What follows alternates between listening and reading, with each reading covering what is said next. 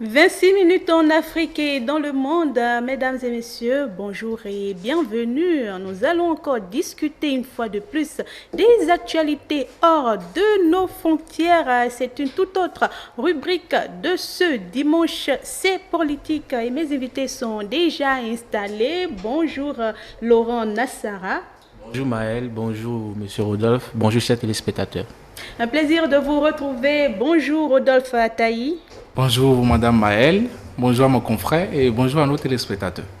Eh bien, mesdames et messieurs, aujourd'hui, nous parlons quid des mouvements panafricanistes, les élites africaines face aux contestations populaires et également Trump et Zelensky. Les États-Unis doivent-ils continuer à soutenir militairement l'Ukraine? Eh bien, nous en parlons, nous démarrons avec le quid des mouvements panafricanistes. Je me tourne vers vous, Rodolphe. Depuis plusieurs années déjà, une vague de contestation populaire balaie l'Afrique avec une remise en question du rôle des élites au pouvoir. Comment expliquer cette montée en puissance des mouvements panafricanistes? Alors, pour commencer, je voudrais quand même signifier que le panafricanisme, contrairement à ce que pensent beaucoup de personnes, n'est pas né aujourd'hui. Puisque parler de panafricanisme sans se référer à l'histoire serait vraiment une grave erreur. Il faut quand même notifier que le panafricanisme est ce vent-là qui a soufflé sur le continent, qu'on le veuille ou pas, depuis un bon moment, un certain nombre d'années déjà. Et aujourd'hui, vous verrez que la plupart des gens qui parlent de panafricanisme, vous citeront Thomas Sankara, il y en a d'autres qui iront plus loin, d'autres qui pensent que les élites, ceux-là qu'on appelait des élites, qui ont milité pour une décolonisation du continent africain, je vais parler de Félix Siroko, voilà, citer ceux-là qui ont quand même contribué à travers une certaine contestation, la dénonciation des traitements qui étaient réservés quand même au peuple noir et tout, la privatisation des ressources, l'exploitation, tout ça, en vue de quand même contribuer à la libéralisation du continent. Donc, ceux-là quand même ont été cités et sont généralement et fréquemment cités comme étant des références pour les panafricanistes. Voilà. Alors, quand nous revenons quand même à notre époque, on constate aujourd'hui qu'il y a un vent nouveau, je dirais nouveau, qui se solidifie et qui souffle voilà, à 200 km/h sur le continent africain. Ce vent est porté non pas par une personne, mais par quand même plusieurs personnalités, plusieurs personnes, que ce soit bien sûr femmes comme hommes, et dont celui qui est le plus connu, quand même le plus, je dirais, connu en termes d'idéologie, je dirais, Kemi Seba, qui est plus connu. Ici, au plan national également au plan international également. Oui, il faut quand même peser les mots. Même si dans cette vague de panafricanistes, il y a quand même des artistes chanteurs qu'on classe, des reggaeman qui quand même ont contribué à travers l'histoire. Je peux citer ici Stephen Jaffa Koli, etc. Qu'est-ce qui peut expliquer cette... Justement, c'est là où je venais. Mais je ne saurais quand même parler sans faire référence à ces propos. Alors, qu'est-ce qui justifie cela? Je pense que, comme on l'avait déjà dit ici par le passé, aujourd'hui, nous sommes dans un monde qui quitte, je peux parler en ces termes, qui a déjà quitté au fait l'unipolarité, bipolarité pour aujourd'hui passer à un monde multipolaire, où il n'y a plus d'hégémonie d'une puissance qui se croit ou qui va se croire au fait tout puissant. Aujourd'hui, chaque pays a son mot à dire, chaque bloc régional, sous-régional a son mot à dire sur la scène internationale. Et donc les Africains, pour la plupart, ont beaucoup plus compris que on en a marre de la France, des Occidentaux en général, qui, au fait, au lieu de nous pratiquer, de faire un partenariat gagnant-gagnant, font un partenariat, je vous l'ai déjà dit, 2 poids 2 mesures sur le continent africain, et que cela ne sert pas nos intérêts. Vous allez constater que sans, bien sûr, puisqu'en qualité de juriste, je ne pourrais tolérer ou valider ou même inciter à un coup d'État. Mais vous allez constater que dans la plupart des pays de l'AES où il y a eu des coups d'État, ces panafricanistes étaient présents, ont applaudi pour la plupart. Bon, même s'il y a eu quand même quelques égarements et tout, ils ont applaudi et le peuple a suivi. Parce que pour la plupart, c'est vraiment, on veut tourner le dos à l'ancien modèle, à l'ancien système et tout. Donc, la faiblesse de nos institutions, la mauvaise gouvernance, voilà, la corruption, la malgouvernance dans certains pays, tout ça ont contribué, je veux dire, la faible affirmation au plan diplomatique ont contribué dans la plupart des États, au fait, c'est-à-dire sans vouloir, ont contribué de façon indirecte quand même à l'émergence de ce mouvement panafricaniste qui s'ouvre sur le continent africain. Pour finir, je vais pas parler du panafricanisme sans parler, par exemple, de Ousmane Sonko, premier ministre de son État, qui aurait pu être président de la République à l'exception de certaines situations survenues au Sénégal, mais qui a quand même laissé place à son ami intime. Un exemple de panafricanisme, c'est ça? Oui, bien sûr, c'est de ça que je parlais, pour quand même préciser que la vague de popularité, de population, de mouvements populaires qu'il y a eu derrière eux jusqu'à ce qu'ils puissent accéder au pouvoir. Mais quand vous suivez quand même leur projet de société et tout, bien avant l'élection, vous allez constater le programme d'action, vous allez quand même constater que c'est beaucoup plus des actions souverainistes, mais ils y sont parvenus quand même à prendre le pouvoir. Je pense que, ça c'est une opinion personnelle, être panafricaniste ne peut pas empêcher quelqu'un d'accéder au pouvoir, seulement il faut revoir ses opinions pour que ces opinions et ces actions puissent cadrer avec le cadre légal et institutionnel qui existe dans un pays. On l'a vu au Sénégal, et c'est possible que cela se répète ailleurs. Le panafricanisme en soi n'est pas une mauvaise chose. Elle vise au fait à prôner quand même un certain nombre de choses que je trouve quand même louables, seulement qu'il faut le faire dans la légalité. Merci à vous, Laurent Nassara. Est-ce là une sorte un rejet de l'ancienne génération de dirigeants? Merci.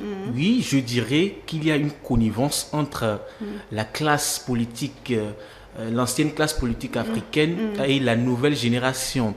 Nous parlons d'élite et là, sans me lancer dans un débat doctrinal, puisque même sur la question, sur la terminologie d'élite, il y a eu plusieurs théories.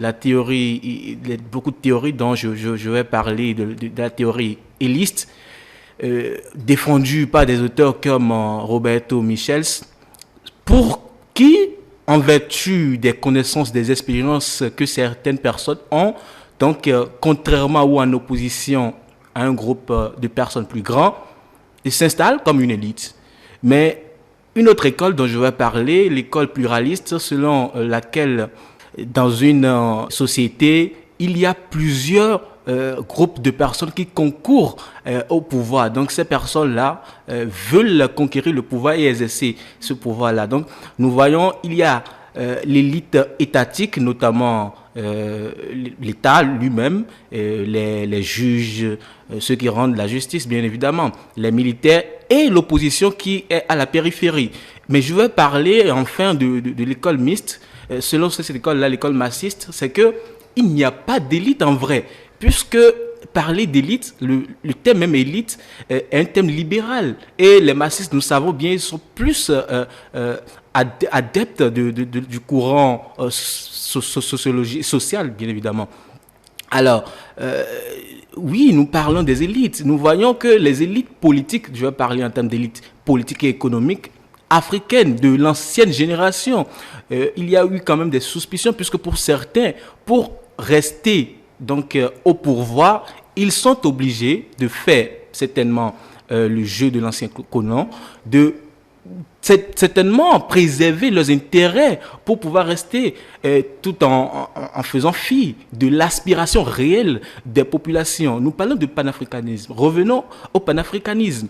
Le panafricanisme, dès ses débuts, a démarré aux États-Unis, en Amérique, avec les afro-descendants qui voulaient quand même se libérer de la joute, de la domination des suprémacistes blancs qui leur faisait subir toute forme de discrimination. Donc c'est de là qu'a commencé le panafricanisme. Ensuite, nous l'avons vu en Afrique, le panafricanisme a fait son entrée en Afrique avec l'administration du pouvoir public, bon, qui est voulu par certains au moment de la colonisation. Les gens ont commencé par s'intéresser à la chose publique et là, ce sentiment panafricaniste les ont permis d'aller vers la décolonisation. Et dans la décolonisation, nous avons vu beaucoup de panafricanistes, dont Kwame Nkrumah, dont Haïlé Sélassié, et Modibo Keïta. Beaucoup quand même ont lutté, ont fait cette lutte-là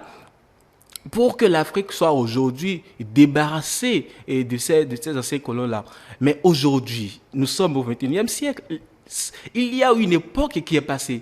Aujourd'hui, mais nous allons nous poser la question, pourquoi ce mouvement-là se poursuit-il alors, si éventuellement il y a eu ces afro-descendants-là ont eu l'amélioration de leurs conditions. On veut bien changer les choses, changer la donne. Justement. Avant la colonisation, après la colonisation, il fallait bien changer les choses. Et puis on ne se retrouvait plus face à la présence des colons blancs, ce qui dérangeait réellement. Justement, alors nous ne retrouvons plus à la présence, avec la présence des colons blancs, mais aujourd'hui, il y a ce que je disais tout à l'heure, donc une complicité entre l'élite dirigeante, puisqu'il faudrait qu'on fasse cette clarification-là. Il y a l'élite dirigeante, donc l'élite politique. Il y a quand même l'élite universitaire et scolaire qui aujourd'hui, je prends le cas en Afrique francophone, de ces contestations en Afrique francophone. Il y a l'élite scolaire et universitaire qui ont permis ou qui ont contribué à cette revendication des populations. Nous prenons le cas du Sénégal avec le PASTEF qui aujourd'hui est un modèle, même si le PASTEF n'a pas encore réussi, puisque nous avons le temps devant nous pour juger, pour faire le bilan. C'est le PASTEF, par exemple, qui a été financé majoritairement par des jeunes et nourri par des idéologies de la génération qu'on appelle la nouvelle génération, la génération de 1990 et 2000. Alors, merci à vous. Je reviens à vous, Rodolphe Attah. Vous parlez tout à l'heure d'élan souverainiste. Eh bien, on a constaté que certains États comme le Mali, le Burkina Faso ont adopté une position plus souverainiste en rupture avec l'ancienne coopération avec l'Occident. Sommes-nous à l'aube d'une nouvelle ère politique en Afrique quand on parle maintenant aujourd'hui de panafricanisme, ce sentiment qui se vend, qui souffle de plus en plus?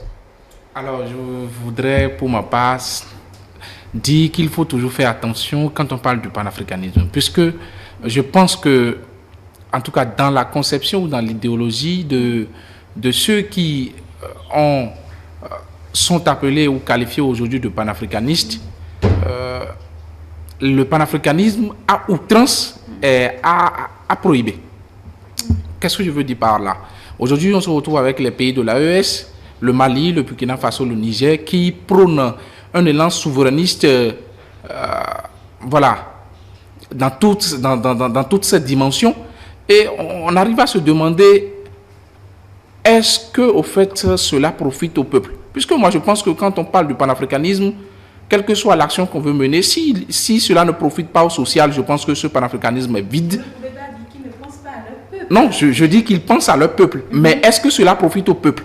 Vous pouvez penser au peuple, mais les actions que vous posez ne vont pas profiter au peuple. C'est bien possible. Vous savez, on dit souvent que l'enfer est pavé des personnes de bonne intention. Vous pouvez avoir une bonne intention et faire une mauvaise action. Donc la question, pour moi, le fait qu'il prône cette idéologie n'est pas une mauvaise chose. Si cela profite, comme on a vu par exemple au Mali, la libération de Kidal, que nous avons tous applaudi, alors c'est bon, puisque si les terroristes ne sont plus là, c'est pour le bonheur des peuples, les populations qui se sont déplacées internes, les déplacés internes vont pouvoir rejoindre leur pays, leur zone, leur terre natale, ce qui est louable, appréciable. Mais si cela ne profite pas, je pense qu'il faut faire attention. Le panafricanisme n'interdit pas les partenariats. Je pense qu'il faut nuancer sur le thème. Maintenant, je vais quand même vous parler par exemple... En quelques mots, oui. Oui, en quelques mots, je dirais par exemple, il faut quand même prendre l'exemple sur le Sénégal aujourd'hui. Je pense, le Sénégal, d'abord, à la base, un pays qui n'a jamais connu de coup d'État dans toute son histoire. Et aujourd'hui, avec ce vent de PASTEF, comme l'a souligné tout à l'heure M. Laurent, c'est important. À travers ce mouvement-là, des jeunes sont arrivés au pouvoir quand même avec une démarche que nous voyons jusque-là Il ne faut pas juger trop vite, mais jusque-là, quand même, que ça fonctionne. Et on espère et on pense, puisqu'il faut quand même être de bonnes intentions, il faut quand même penser que ça va continuer, que ça va se poursuivre et que tout ce qui a été prévu sera accompli. Donc, je suis entièrement d'accord avec l'idée, mais il ne faut pas faire du panafricanisme à outrance. Puisqu'aujourd'hui, les peuples africains n'ont pas besoin des idéologies en l'air. Nous avons besoin des idéologies de développement qui nous permettent d'accéder au développement. En quelques mots, je vous remercie. Merci. Laurent, en quelques mots, très rapidement, et avant de passer au second sujet, le panafricanisme peut-il réellement aboutir à une unité africaine ou c'est juste de l'utopie? C'est pas de l'utopie. Et moi, sur ça, j'aimerais inviter quand même l'élite africaine, qu'elle soit politique, universitaire ou militaire, toutes sortes d'élites africaines quand même, à mener des actions pour que nous convergeons vers l'unité africaine. Aujourd'hui, je prends le cas de l'AES que soulevait M. Rodolphe. Le panafricanisme ne vise pas à diviser l'Afrique. Et comme l'a dit le président ghanéen lors de sa visite en Côte d'Ivoire, il préfère être dans un groupe de 15 que d'être dans un groupe de 3. Alors, le panafricanisme, c'est pas de la violence, c'est du pacifique. Le panafricanisme, je pense que c'est du concret, c'est pas du rêve, c'est pas de l'utopie. Nous pouvons y arriver, mais faudrait quand même que nous ayons des actions, des propos modérés, que nous ayons des actions. Quel comportement doivent adopter les dirigeants face à aux contestations populaires, anciens dirigeants aujourd'hui? Alors aujourd'hui, nous voyons quand même que les anciens dirigeants sont en total déphasage avec la réalité, ce que subit la population, puisque faudrait qu'il y ait quand même des leaders qui comprennent l'aspiration réelle de la population. Et voilà même pourquoi il y a une émergence. La population n'exagère pas un peu trop aussi les mouvements. On va peut-être y revenir. C'est pas que la population exagère. Je ne suis pas d'accord parce que, écoutez, la population doit être en lutte permanente pour que ces conditions de vie soient améliorées. Donc je vois que la population est dans son rôle. Maintenant, il faudrait qu'il y ait des leaders qui comprennent ces aspirations-là. Et il faudrait quand même que les moyens que prennent ces populations-là, les moyens par lesquels ils font leurs revendications, soient des moyens pacifiques, qui ne détruisent pas l'Afrique en voulant la construire. On va y revenir certainement de façon plus approfondie. Laurent, je reste avec vous. Mesdames et messieurs, nous parlons également des États-Unis est-ce qu'ils doivent continuer à soutenir militairement l'Ukraine au vu des réactions entre Trump et Zelensky récemment. Laurent, depuis l'invasion russe en 2022, les États-Unis ont massivement soutenu l'Ukraine, aussi bien sur le plan militaire que financier. Cet engagement est-il encore justifiable aujourd'hui? L'engagement militaire américain en Ukraine n'est forcément pas justifié puisque Trump, même avant qu'il n'accède à la Maison Blanche, qu'il ne soit élu, avait voulu mettre fin à ce conflit-là et Trump aujourd'hui est en train de vouloir s'ériger comme le faisait de paix mondiale. Je dis que l'engagement américain en Ukraine n'est forcément pas justifié, mais il le faut. Il le faut parce que les États-Unis d'Amérique ont un intérêt à être sur la scène ukrainienne. Nous voyons que l'idéal même pour Poutine, pour Trump, c'est de trouver un accord. Et c'était même la raison qui avait amené Zelensky à la Maison Blanche avec la scène que nous avons tous vue. Justement, alors, l'Ukraine est dans une posture de ne pas livrer, comme l'a dit le président Zelensky, son pays, puisque l'Ukraine, le territoire ukrainien, regorge d'énormes minerais que convoitent les États-Unis. Alors, les États-Unis sont aujourd'hui dans ce qu'on appelle, on peut dire, un bras de fer avec le président ukrainien pour quand même accéder en écartant l'Europe, puisque les États-Unis ne sont pas les seuls soutiens à l'Ukraine dans cette guerre-là. Donc, les États-Unis veulent y aller en faisant cavalier seul, en montrant que les États-Unis restent la première puissance mondiale. Mais n'oublions pas également, les États-Unis aimeraient quand même pas se tromper d'ennemis. Aujourd'hui, l'administration Trump est dans une philosophie de plus coopérer avec Poutine, donc la Russie, et en désignant l'ultime adversaire depuis toujours, la Chine, puisque la Chine contrôle pratiquement beaucoup de terres rares au monde qui sont nécessaires quand même à la fabrication des batteries, qui sont indispensables dans les nouvelles technologies qui sortent du jour au lendemain. Alors, Rodolphe, comment justifiez-vous cet engagement des États-Unis vis-à-vis de l'Ukraine? Est-ce que celui qui est demandeur doit encore poser des conditions? Alors, vous savez, sur cette question, je suis vraiment actif puisque je prends souvent position, ma position est parfois radicale. Alors, la première chose, quand on me pose cette question, je dis toujours, il faut essayer de faire un petit pas en arrière. Et faire ce pas en arrière convient à dire d'abord que est-ce que l'invasion de l'Ukraine par la Russie est d'abord justifiée? En quelques mots, je vais aller très rapidement. Si vous me posez cette question, en ma qualité de juriste, je vous dirai que la Russie a violé la Charte des Nations Unies en envahissant l'Ukraine. Je précise, cela reste ma position de juriste. Si vous me posez cette question dans la géopolitique, je vous répondrai en disant que si j'étais à la place de Poutine, j'allais plutôt envahir l'Ukraine. Alors, que cela ne vous étonne pas que la même personne donne deux réponses qui se contredisent ou qui divergent, mais cela est tout à fait justifié. Alors, je vais rester sur le plan de la géopolitique. Aujourd'hui, 3 ans après cette invasion-là de l'Ukraine par la Russie, ça dit, quitte du bilan. Qu'est-ce qu'on constate avec le bilan? Si, bien avant l'arrivée au pouvoir de Donald Trump, il a dit, si je viens, je mettrai fin à la guerre en une journée. Bon, en 24 heures, de façon, pour parler en ces termes, de façon littéraire.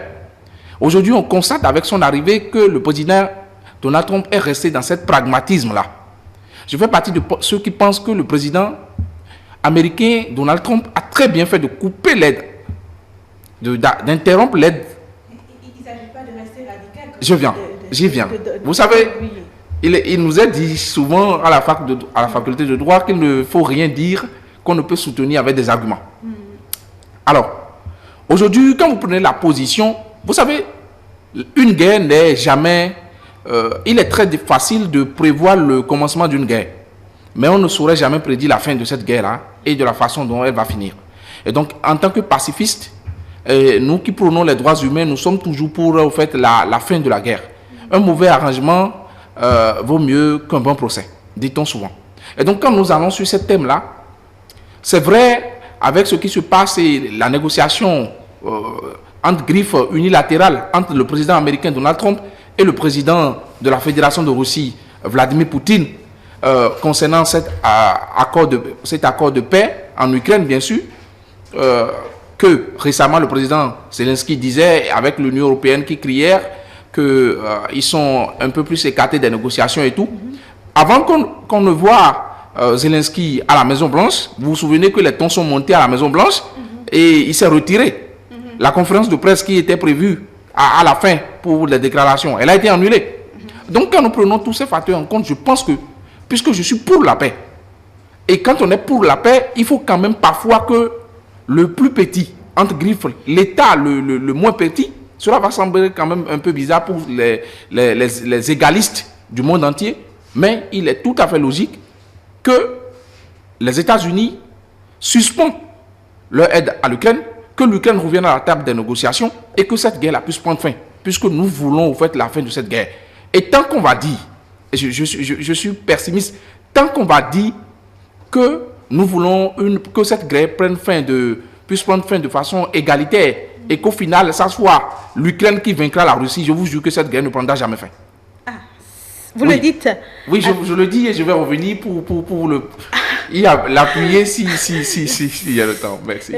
Laurent Nassara, alors l'arrêt ou la réduction du soutien américain pourrait-il ouvrir la voie des négociations de paix entre Kiev et Moscou?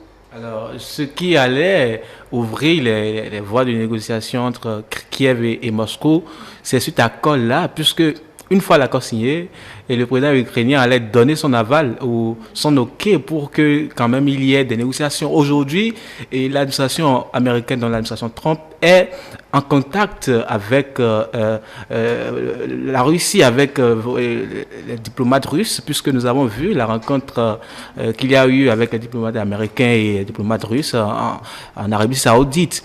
Aujourd'hui, il faudrait que l'Ukraine mesure également l'impact de ce refus-là, puisqu'aujourd'hui, le président ukrainien serait déjà dans un regret, puisqu'après cette discussion, se serait dit prêt à revenir à la Maison Blanche et quand même c'est pas se mettre d'accord avec Trump. Aujourd'hui, il est dans l'intérêt de la partie ukrainienne d'aller vers une entente avec les États-Unis, puisque les États-Unis fournissent quand même près de 50% de l'armement militaire, des équipements utilisés. Nous avons vu quand même des missiles sol-sol, sol-air, quand même pour protéger non seulement le sol, mais aussi l'espace aérien du territoire ukrainien. Mais aujourd'hui, l'ennemi des États-Unis n'est plus la Russie. L'ennemi de l'Europe, peut-être, oui, mais pour les États-Unis d'Amérique, la Chine demeure l'adversaire qu'il faut coûte que coûte, c'est pas combattre ou qu'il faut quand même combattre, oui, qu'il faut combattre par tous les moyens. Aujourd'hui, les États-Unis d'Amérique, Trump, son administration, nous avons vu avec les droits de douane qu'il a augmenté pour des marchandises quand même venant des pays limitrophes, la mer, c'est que le Canada, mais également de la Chine, puisque Trump se dit, faudrait quand même qu'il remette l'Amérique au premier rang. Pour lui, seul l'Amérique compte. Il n'a rien à se foutre de la partie européenne. Il n'a rien à se foutre des autres. Et à l'inverse, vous voulez compléter quelque chose? Oui. Très rapidement. Alors, très rapidement, je voudrais dire que je suis d'accord avec mon confrère qu'il faut voir, lorsque le président américain Trump est venu au pouvoir, qu'est-ce qu'il a fait? Il a dit à l'Ukraine, eh bien, en contrepartie de l'aide que nous vous avons fournie, nous demandons des terres rares d'une valeur de 500 milliards de dollars. Mais vous savez, je dirais que si les Occidentaux, les dirigeants, la plupart fustigent et crient un peu partout, c'est parce que, pour ma part, je pense que le président Trump les a dévancés. Puisque quand on soutient un pays qui est en guerre, qui est détruit un peu de partout, l'idéologie, c'est l'idée qui est derrière, c'est la reconstruction. Et ça a toujours été la reconstruction, en fait. Donc le président américain les a devancés en demandant, au fait, la contrepartie de l'aide américaine. Et c'est ce qui est justifié, je pense. Puisqu'un pays ne peut pas dépenser de l'argent en l'air. Quand on dépense, il faut rentabiliser.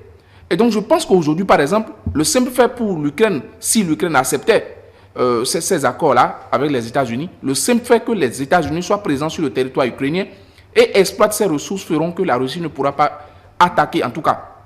Puisqu'il y aurait déjà l'accord entre la Russie plus les États-Unis avec l'Ukraine, les États-Unis sont une puissance nucléaire, la Russie en est une puissance nucléaire, 4000 et quelques têtes nucléaires, avec les États-Unis qui également en possèdent assez. Vous verrez que, au fait, le jeu deviendra beaucoup plus égalitaire. Au fait, ce qui fera, évidemment, comme l'a dit Trump, l'Ukraine ne devait jamais, au fait, penser à adhérer à l'OTAN, et toute cette guerre aujourd'hui, toutes ces pertes en vies humaines n'auraient donc pas lieu. Merci à vous. Un dernier mot pour conclure. C'est ce qui est dit. Il faudrait quand même qu'on aille vers une paix en Ukraine et Trump est à pied d'œuvre pour que cela puisse arriver, peu importe ce que ça coûtera. Allez, merci à vous. Merci Rodolphe Ataï. Vous êtes juriste également. Laurent Nassara, juriste également. Vous étiez notre invité sur 26 minutes en Afrique et dans le monde sur les thèmes du quid du panafricanisme africain, les élites africaines face aux contestations populaires et également Trump et Zelensky. Les États-Unis doivent-ils continuer à soutenir soutenir militairement l'Ukraine. Mesdames et messieurs, vous avez eu les réponses tout au long de ces échanges avec nos invités. Merci de nous avoir suivis. Merci de rester fidèles à Dimanche, c'est Politique. Et merci de préférer également 26 minutes en Afrique et dans le monde. On se dit à dimanche prochain, toujours en direct du studio François-Xavier Noumon. Retrouvez-nous sur l'ensemble de nos plateformes digitales, notre site internet www.etelebene.com,